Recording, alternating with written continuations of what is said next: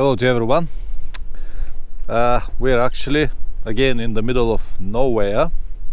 The closest town on that direction, which is east at the moment, it's around 80 kilometers, and the closest on that direction it's 80 kilometers. And they're not big towns, they're actually like a small villages, but places where we can stop and have some petrol. So I just want to show you all of this to put you on the perspective what is to ride around Outback. See what it is? Many kilometers with nothing, just desert.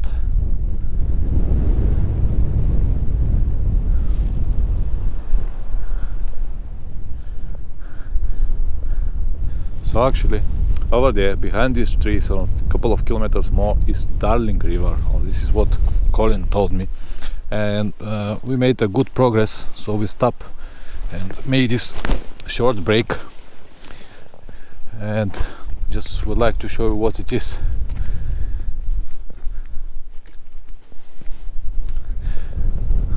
Colin, I'm gonna ask you a few questions after a while, just to show the road. But I'm not gonna tell you what questions. Mystery. Let me show you the road. So everybody recommends that it's always better to stay on the middle of the road. And now here, this surface is fine. It's hard, but in most of the time, in the middle of the road, it's just sandy. So we have to stay on the edges, which are usually more clean because the car are passing there, so you can speed more here. But again, it is not that. Yeah, you can slide actually very easy. So Colin, let me turn on so you don't need to have a light in your face here like this. So what you will recommend to someone who never been here and would like to come? What will be your advices? Just few very simple advices. Obviously, like with every trip. Hold on for a while. Put the mic like this. All right. Yeah, like any trip, just a bit of planning. Making sure you have accommodation, I suppose. Yeah, in these sort of areas. And yeah, just a bit of forward planning would be the best. What about the riding? What skills you need and what you have to be careful? Yeah, well, it varies. You can go from bitumen onto hard pack like this, and then some days will be sandy. Further up north, definitely more sandy, and a lot of dust. And then obviously the wildlife, you've got to be careful. Take into consideration, you really can't or shouldn't be riding anywhere past 5 o'clock in the evening with the wildlife here.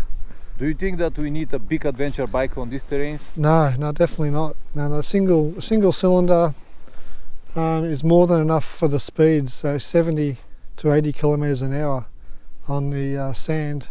So even in the bitumen you can't ride fast because of the limits? They got speed limited to 100 to 110. Okay. So sure, you can sit on 120, but you're still limited. There's still enforcement. There's still police everywhere. Okay. Outback police.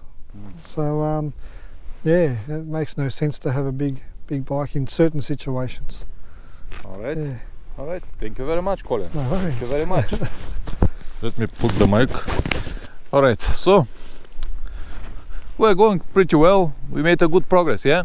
Yeah, we are. Very good. Better than expected. Yeah. We were advised that the other road was not good, so yeah, we've opted for the better road. Yeah. So we're gonna maybe spend 5-10 minutes here, make some pictures, and yeah, it's a good, very good to see it. But as Colin said, it is different. It's definitely different, and you have to always keep this in mind when you try to come here and ride. And yeah, let me put this camera here so I can talk a little bit more. All right, so my advice will be at least got a decent dual sport tires, something like maybe 50-50 or 70-30, but the tires will make a big difference. And also make sure that you set the bike properly for standing position, because without standing position on these roads, it's not a problem, you can do it, but it will be much more difficult and maybe dangerous in some places, because you can easily lose your control when it's a big sand or big bumps or something like that. So it's always better to be ready for standing position. And when I say prepare your bike, does mean wider foot pegs, maybe handlebars, and better handlebar and bar risers to lift your handlebar a little bit, so you will be able to stand in more comfort, because 50% of the time or maybe more you have to stand on the peg. So as I said, if you don't stand, you can lose control very easy. You can lose it even when you stand, but usually when you stand the bike is more stable.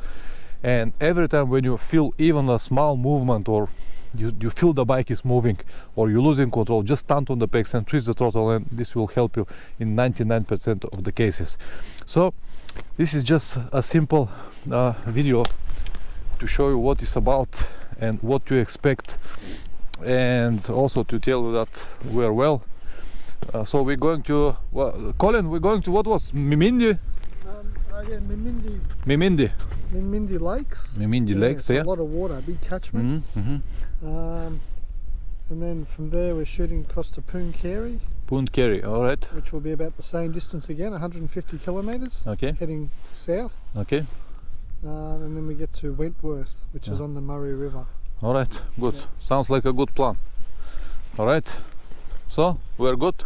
All good. All good. Beautiful. Beautiful. Beautiful.